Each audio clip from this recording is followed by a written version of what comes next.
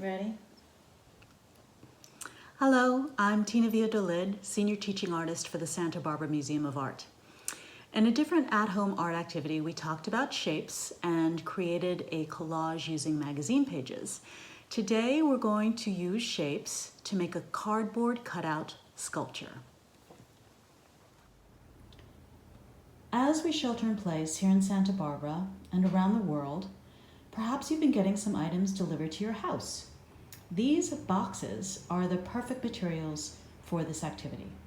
This is what you'll need along with a pair of scissors and a pencil. Shapes can be organic, they can be geometric, and they can be a combination.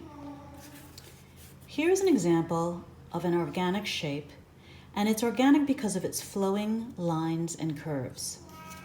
This is a geometric shape, as is this, and they are geometric because of their straight lines and angles and corners. Once you take apart the cardboard boxes, you can draw your shapes directly onto the cardboard to cut out, or you can practice drawing your shapes first on a piece of paper. Remember, there's no right or wrong. This is creative play, and just enjoy the process. Here's something fun to play around with as you start to cut out your cardboard shapes: positive and negative space. When I cut out this organic shape, I kept the negative cutout. This is positive, this is the negative space. But I'm keeping it because I love the repetition. It creates a pattern and a rhythm for my shapes. So once again, positive and negative space. You may have noticed that I've cut notches into my various shapes, and those notches are going to help me assemble my sculpture once I decide how I want to arrange it. So the way I make those notches is I make two cuts side by side, very close together, which creates a very skinny flap that I'm going to cut off. And it's up to you where to put those notches. Just have fun experimenting. Once you've cut all the notches into your shapes, you're ready to assemble your sculpture.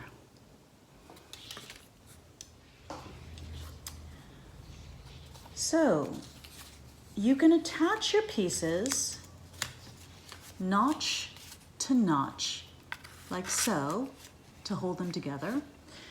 But the beauty of this is that you can also attach pieces where there isn't a notch. So play around with the different possibilities. Now, balance is a big factor, and that may feel frustrating, but that's where we learn, when we figure out what's working and what isn't working, and can we figure out why. So have fun experimenting. You can challenge yourself to see how tall you can make your sculpture, and don't forget to experiment with the positive and the negative space. That really creates a wonderful dynamic repetition of shapes and possibilities for your sculptures.